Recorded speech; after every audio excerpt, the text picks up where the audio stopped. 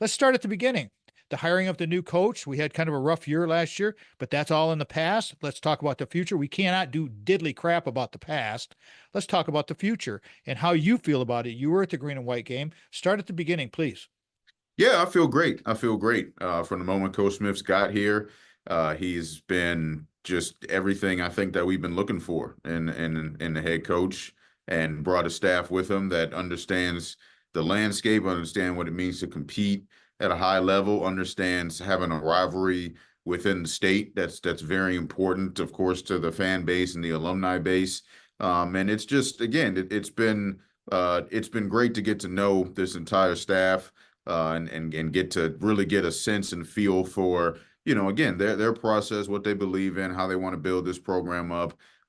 It's been awesome to see them also, embrace what we've done here from a tradition standpoint, embrace what we have from an alumni standpoint. Coach Rossi, D coordinator, mentioned it last week. He said we had our Spartan Dog Con, our big alumni engagement reunion that we do every summer. And first was really appreciative of the staff allowing us to continue to have that.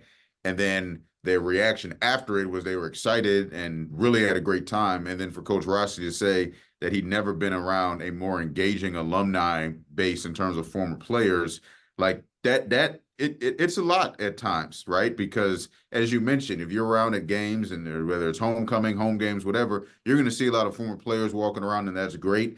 But former players also want to know, one, how they can help, of course, but they also like access to the program, want to know how they can be around. And that can be a lot, honestly. But for this staff, again, to be engaging with them and to, humbly invite them in, and really take a step back and say, hey, this is you all's home, and we're just hoping to do it justice. Like, that means something. And I think that that's resonated well with the former players, who I always feel are the backbone of the program, and your best, they're your best recruiters. They're your best propagandists. They're anything you can think of. That's what former players are going to do. So just, it's been a well-rounded experience getting to know this new staff and Coach Smith. And again, football, we'll get to that, and we'll see what they can do on the field. And, we're all here to help in any way. But at least for the first 8 months, it's been the right move for sure. You got to sell the program. I mean, you got to sell the program. And I like you talking about the Spartan Dogs and what that's all about. Explain that a little bit, what that is, if people aren't aware, Darien, because it takes a lot to put these events together. And that's one of the things that you do and your staff does, is you coordinate a lot of events.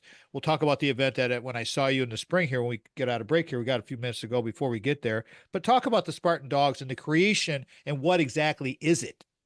Yeah, Spartan Dogs has been around since the 80s. It was our way, as current players, to try to kind of formulate our own fraternity. Was how it was always explained to me.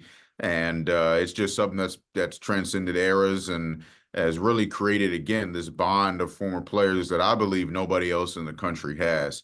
And one thing that was really important to the entire program, and including the last staff, which definitely need to give them credit for this, was making sure that former players always felt welcome in the building and around the program. It was something that had been a little lost for them. There was a lot of former players that felt like they couldn't quite come home, and even though it was always talked about as like, hey, East Lansing, Michigan State is always going to be a home for you as a former player, as a Spartan Dog, but a lot of them didn't feel that way. And so one of my main tasks, when I first was hired back, was really taking over that alumni engagement and figuring out how we could embrace and engage our former players to make them feel welcome. So we started Spartan Dog Con 4 years ago. So this was 2020, or 3 years ago. 2021 was the first one coming out of COVID. And it's the last weekend in July. Have it every summer, where we invite all former players to come in and essentially have we call a Spartan Dog Conference, where you come in as former players. We do our golf outing on Friday, and then Saturday you're around the facility, you're helping us recruit, but you're learning about the program. You're learning offensive defense philosophy, head coaching philosophy. We have a keynote speaker every year. Again, you're around the current players, you're around the recruits. We're doing the Spartan walk. We're taking pictures. We do dinners. We want to make sure, again, that for a weekend, you can essentially live like a college student athlete again, relive your glory days if you want to. And it's just become an awesome event. We have over 100 former players that come in every year for it. This was Spartan Dog Con 4, which is it's amazing to think that this is the 4th year of it, and it was thankful that this staff again allowed us to have it. Didn't feel welcomed at the university. Do you have any snapshot that you'd like to share with that and why things have changed since you're in charge of all that now?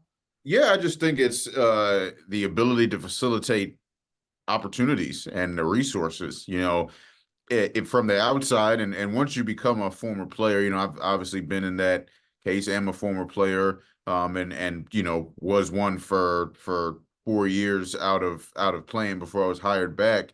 Like, you think that the resources that you had as a player are always going to be available. There's something again in the back of your head that's like, I'm gonna always get the same access to what I had while I was a player, and that's just not true. And so, because it's impossible, how could you, right? The resources that are here are for the current players. That's why you now are a former player.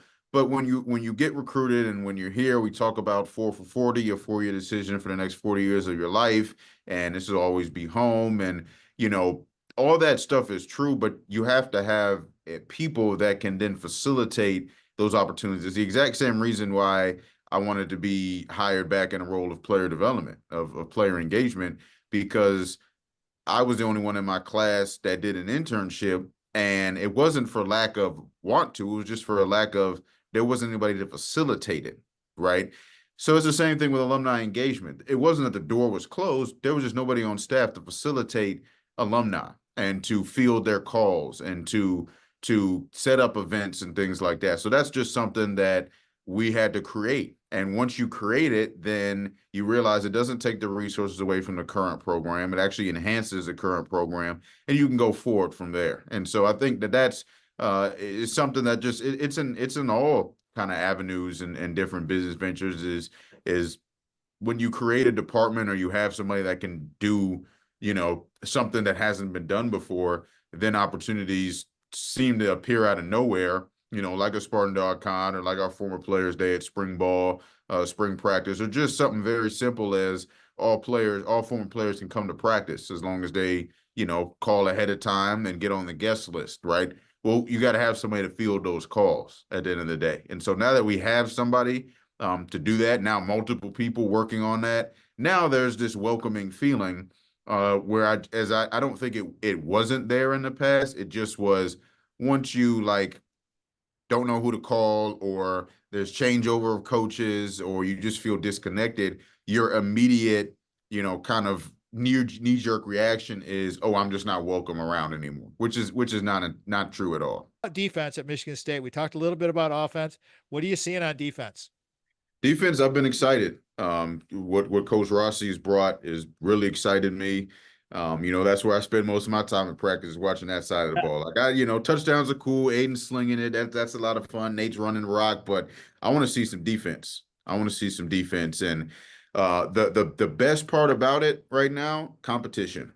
There's competition out there where we got to see who's going to run out there with the ones when we kick off against FAU, and that's what breeds good teams. Is when you have depth, when you have competition, you can make things happen. So, scheme is scheme. I like the scheme, and I like what he's brought to the table. And anybody that wants to see it, you can turn on some Minnesota tape. But what I really like is how the guys are out there competing, how Coach Rossi has them competing, and how he said, he's going to make the system fit the players.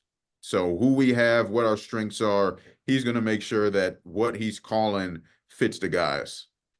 So well put. And having a good football IQ is something that is coming along. And now these young players, I mean, some of I see it with our grandchildren, Darien, our granddaughter, she's 11 years old. She's a left-handed softball pitcher, and she's in Wisconsin. They get so much of this intense private training now. Oh It yeah, it yeah. is crazy. Take a minute to talk about that. If you're talking to kids that are coming up, we got a minute to go before we go to break. But how important is that, the conditioning process, all of that feeds into becoming with a high football IQ? Yeah, I'm on they call it the NFL College Administrators Committee, and we meet quarterly. And that was a question that literally came up last month, which is how do the NFL was asking us at colleges. We have, myself, we have Clemson on there, Notre Dame, BYU, Oregon, some other schools. Like, how do you feel about private training? And it's like quarterbacks for sure. That's one thing where you expect that. Every quarterback's probably going to have a trainer. But now, like every position has a specialized trainer, especially receivers. You know, there's agility and foot specialists, and there's all these people out there. And hey, extra work is great, right? What you don't want to see is you don't want to see a trend of guys coming in hurt because they did something that was away from the program. Yep. That's always the fear. That's a fear that coaches have. That's a fear that especially strength staff and athletic trainers have. But at the same time, these trainers, they have a lot of influence on where these young athletes, especially in high school, end up going to college. You know, like I have connections with a lot of our trainers in the area because they sometimes have more influence than the high school coaches in this day and age. Darien, how would you like people to connect with you? And please promote whatever you'd like as far as camps, as far as helping kids, as far as the process, just to be a student at Michigan State. Go right ahead, please. Yeah, I'm easy to find on really all social media. That's where I live most of my life. I don't know if that's good or bad, but LinkedIn, yeah, just Darien Harris on LinkedIn, and then Twitter X, it's Darien A Harris.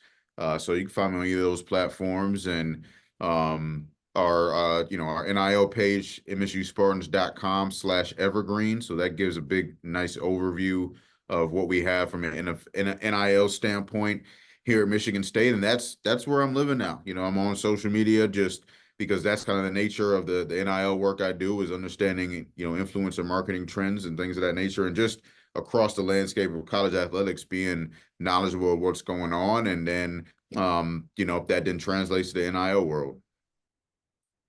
Darien Harris is the bomb.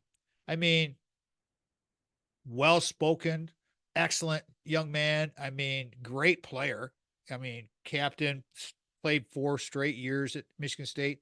Guy's just a badass. I mean, just a total stud. And he's just a good dude. And so you'll see him absolutely. I could see him being a general manager of a professional team someday for sure, because he knows all this stuff, and he's so well spoken. He's smart as hell. And so it's like, this is what we need. People need to understand that is at Michigan State, it's all about family. It's all about family. It's all about family. That's what we do. We support our students. We support our student athletes. We support our faculty staff. And with that, I will leave you and bid you adieu. You've been watching now, you're watching the video here. You've been watching the Tom Matt Show, listening to the Tom Matt Show. Thank you so much for subscribing, listening, doing all of the good things and helping support. And please remember to go to our sponsors and ask them for some help. Reach out to us, myself or Sandy, and we'll be happy to put you in touch with us. Send us a note on the website, tommattshow.com. Until next time, everybody, I'm Papa Tom. Have a great day. Have a great week. Peace out. Love y'all.